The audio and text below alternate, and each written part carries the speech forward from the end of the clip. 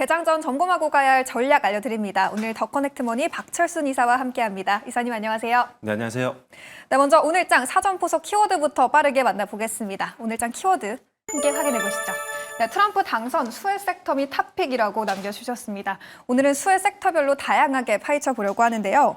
먼저 뉴욕 증시는 감세 또 규제 완화 가능성의 이른바 트럼프 랠리를 펼치고 있습니다. 3대 지수 연일 최고치를 경신하고 있는데 커플링 시대는 이제 끝났다 이런 얘기도 나오더라고요. 국내 증시 한국도 조금은 기대해봐도 될까요?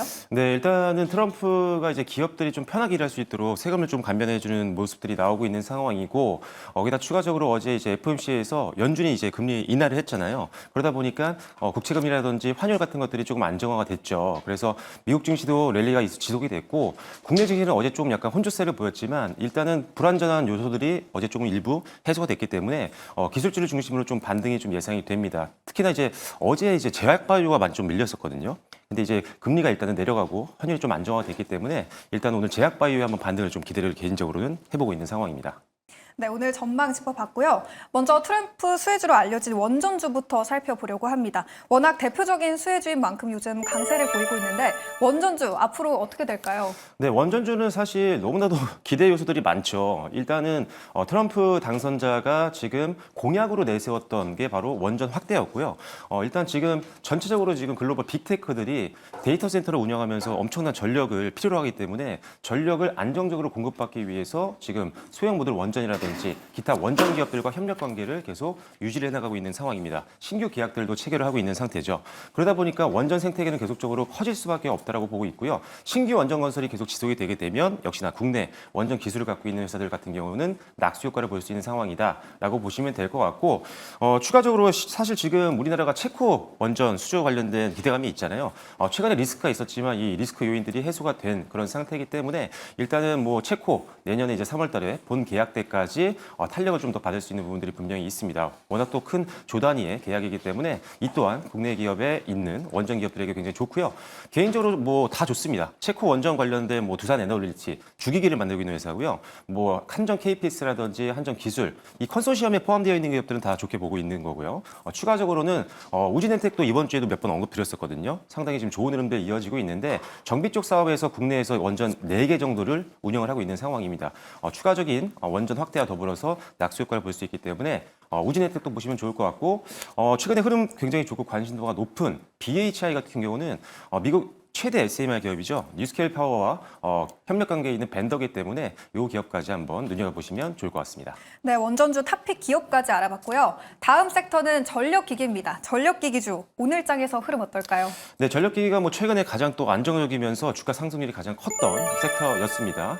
역시나 지금 AI 시대에서 전력 수요가 너무나도 많기 때문에 원전을 중심으로 해서 미국 같은 경우도 인프라를 계속적으로 확대해 나갈 상황이고요. 그렇다면 여기에 들어가는 핵심 부품인 뭐 변압기라든지 이런 핵심 전력기기 같은 경우는 당연히 수요가 많아질 수밖에 없겠죠. 실제로 뭐 일론 머스크 같은 경우도 올해 이런 이야기를 했었잖아요. 변압기 쇼티지가 올 거다. 실제로 왔죠. 그래서 일단 지금 실제로 변압기 만드는 대로 지금 실적이 늘어나고 있는 상황이기 때문에 증설을 하고 있는 기업들이라면 추가적인 실적 성장과 주가 추가 성장도 기대해 볼 수 있는 그런 상황인 것 같습니다.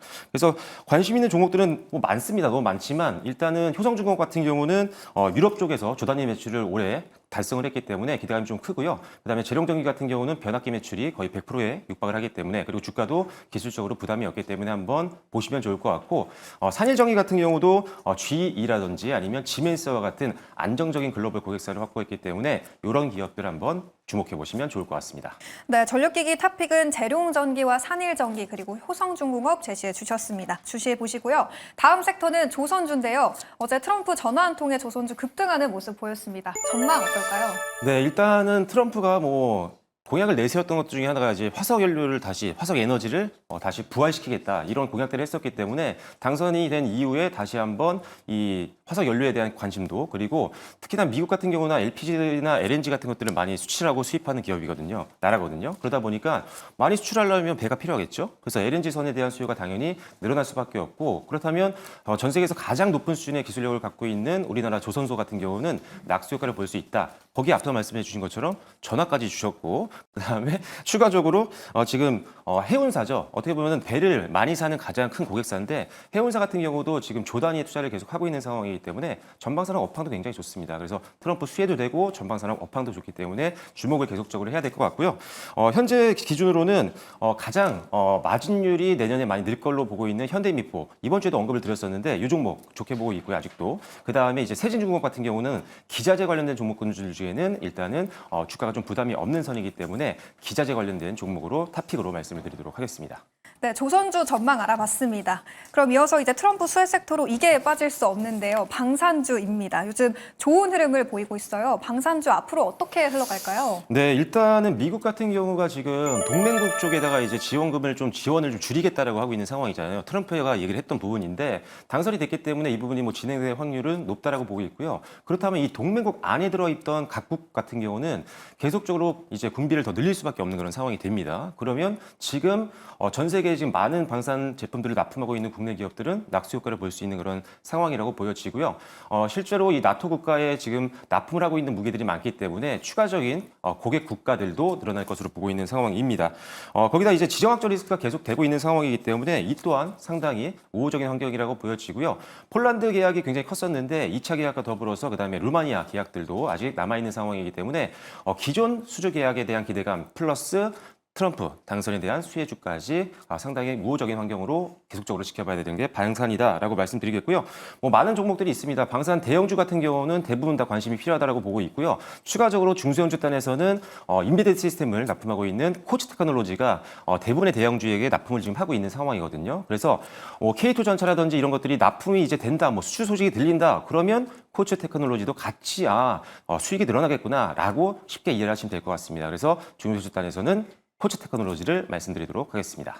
네, 방산주 그 안에서도 코츠 테크놀로지 주시해 보시면 좋을 것 같고요. 이제 마지막 섹터입니다. 마지막 섹터는 우주항공 섹터인데요. 이 머스크의 스페이스 X로 우주 사업 기대감도 얻고 있어요. 어제장에서도 좋은 흐름 보였는데 앞으로 기대감 쭉 가져가 봐도 될까요? 네, 일단 우주항공 관련된 종목군들이 어제 너무나도 강했습니다. 그래서 굉장히 불안한 부분도 있는 게 사실인데 일단은 트럼프가 당선이 되면서 가장 많이 투자했던 이제 일론 머스크가 지금 최대 수혜를 받을 수 있는 본인 개인이자 또 회사가 돼버렸습니다. 그래서 스페이스X를 운영하고 있는 게 일론 머스크이기 때문에 이 스페이스X에 대한 전폭적인 지원이 좀 나올 걸로 보고 있는 상황이고요. 지금 아무래도 이 트럼프 당선인 같은 경우도 지금 자국 내 어떤 방위를 지키기 위해서 굉장히 노력을 많이 하고 있는 상황이기 때문에 우주항공 쪽에 상당히 많은 투자를 할 것으로 예상이 되고 있는 상태입니다.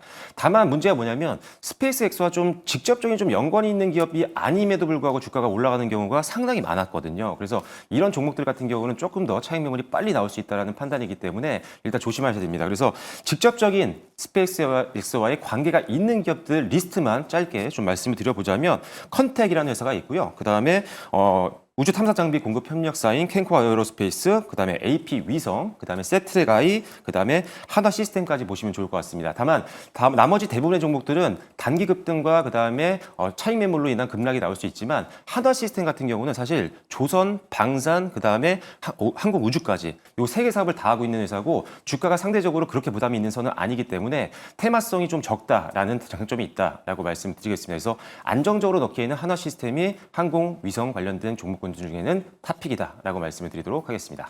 네, 마지막 섹터 우주항공까지 짚어봤습니다. 오늘 이렇게 해서 트럼프 수혜 섹터별로 전망 또 탑픽 기업까지 자세하게 알아봤는데요. 업종별 차별화 장세가 도드라지는 만큼 오늘 전략도 잘 참고해 보시기 바라겠습니다. 지금까지 박철순의 사전 분석 시간이었습니다.